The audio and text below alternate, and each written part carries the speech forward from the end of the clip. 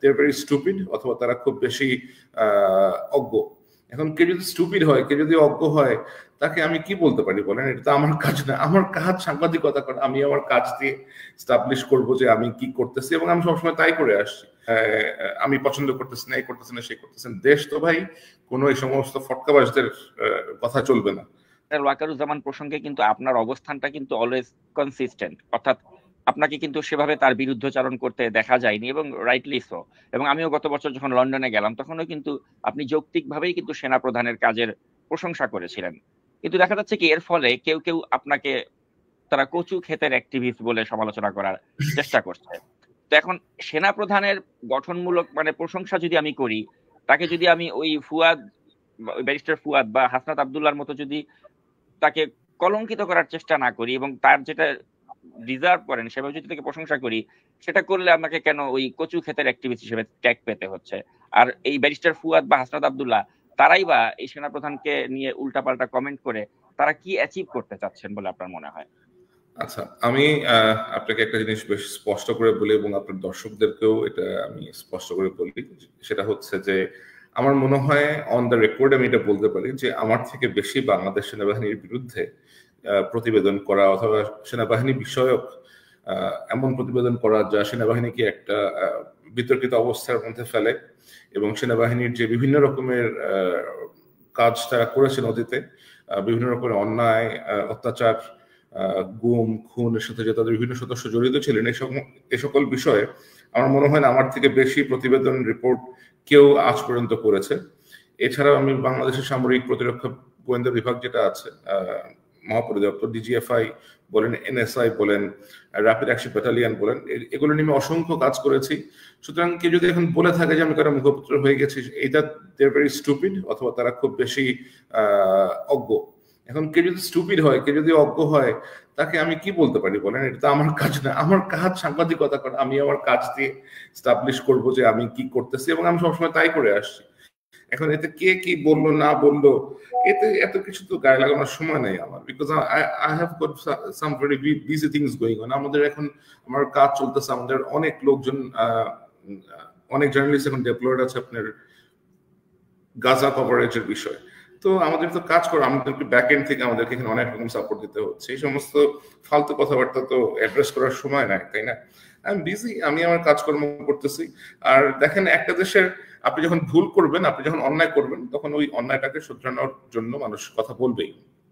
আর যখন আমরা দেখব যে কোনো ব্যক্তি অথবা কোনো প্রতিষ্ঠান অন্যায় শুধরিয়ে নিজেকে পরিবর্তন করার চেষ্টা করছেন, তারপরেও গিয়ে যদি তাকে কটাক্ষ করা হয় অথবা তার পেছনে লাগা হয়, সেটা আমার মনে হয় বুদ্ধিমানের কাজ না। Give it some time and see how people changes. এখানে আমি পছন্দ করতেছি না, এই করতেছি না, সেই করতেছেন। দেশ তো ভাই কোনো এই সমস্ত ফটকাবাজদের কথা চলবে না, তাই না? সুতরাং let things run in its own course.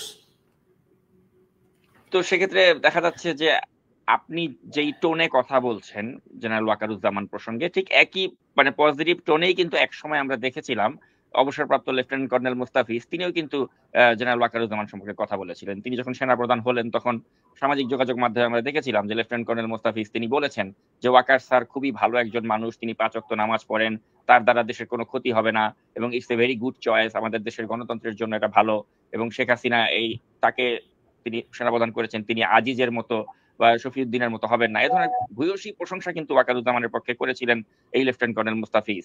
তো দেখা যাচ্ছে যে ইদানিং এই লেফটেন্যান্ট কর্নেল মুস্তাফিজ হঠাৎ করে তিনি একটা পোল্টি খেলেন, এবং তিনি দেখা যাচ্ছে সবচেয়ে বেশি সমালোচনা তিনি এখন ওয়াকারুজ্জামানের করছেন, এবং তিনি এমন সব মানে কল্পনা প্রসূত বা বাস্তবতার সাথে মিল নেই এ ধরনের কথাবার্তা বলে তিনি শুধু মানে সেনাপ্রধানকে যে মেলাইন করার চেষ্টা করছেন তা না, গোটা আমি কিন্তু আপনাকে অলরেডি বলেছি যে ফটকাবাজরা কি বলে এগুলা গায়ে গায়ে নেওয়ার কোনো প্রয়োজন নাই। তো একটা দেশের সেনাবাহিনীর প্রধান একটা লোক, তাকে নিয়ে লোকজন কথা বলবেই।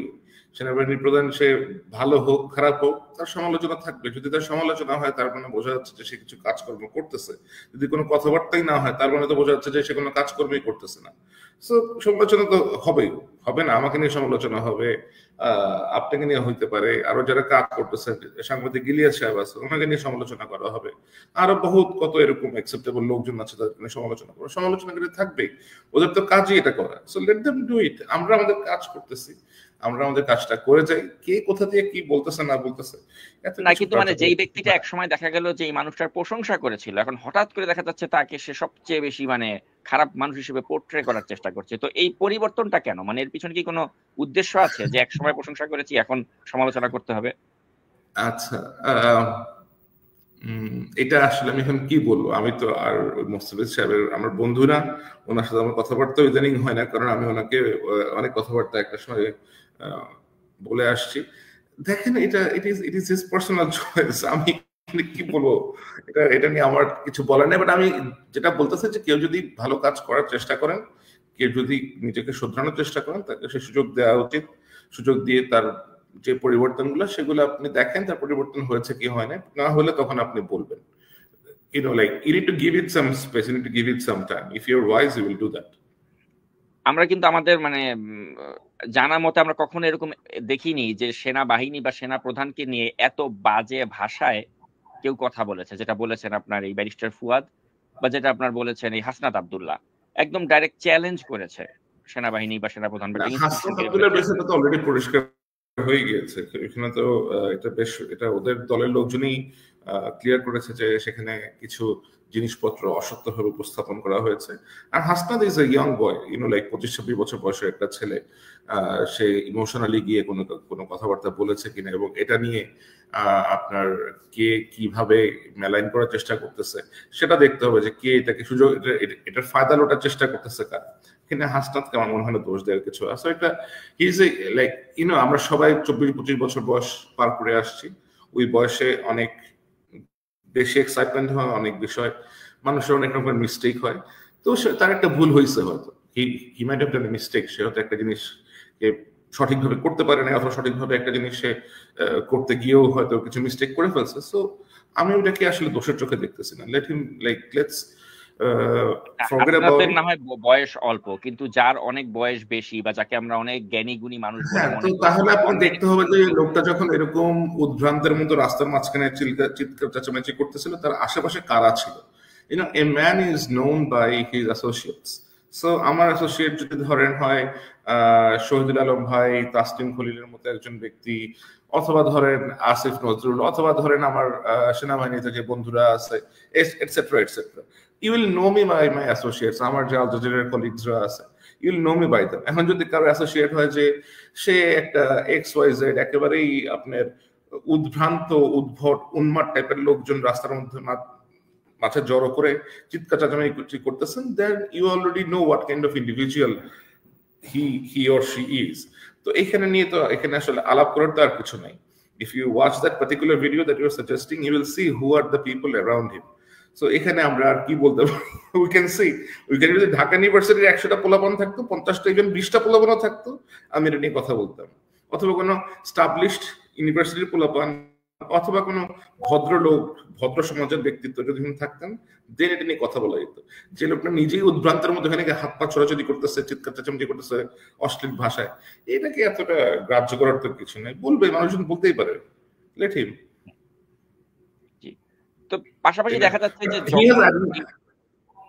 হ্যাঁ বলেন, দেখা যাচ্ছে যে সেনাবাহিনী বা সেনাপ্রধানকে নিয়ে যখন এই হাসনাত আব্দুল্লাহর এই বক্তব্যের পরে যে একটা মানে পরিস্থিতির সৃষ্টি হলো, ওইটাকে কাজে লাগিয়ে কিন্তু কেউ কেউ দেখা গেল তখন বললো যে পরের দিন শুক্রবার ছিল জুম্মার নামাজ, যে জুম্মার নামাজের পরে তখন ওয়াকার না হাসনাত, এই যে একটা বিতর্ক করে আজকে সেনাপ্রধানকে মানে পদত্যাগ করতে হবে, তাকে পদত্যাগ করতে দেয়া, মানে এই কমেডিগুলো কাজ হয়েছে, আমি জানি এরকম কাজ হয়েছে। এবং দুই একটা জায়গাতে, উত্তরাতে কোথাও 10-15টা পোলাপান কেউ আনছে, কোথাও আরেকটা জায়গাতে 5-10 জন হয়তো আনছে।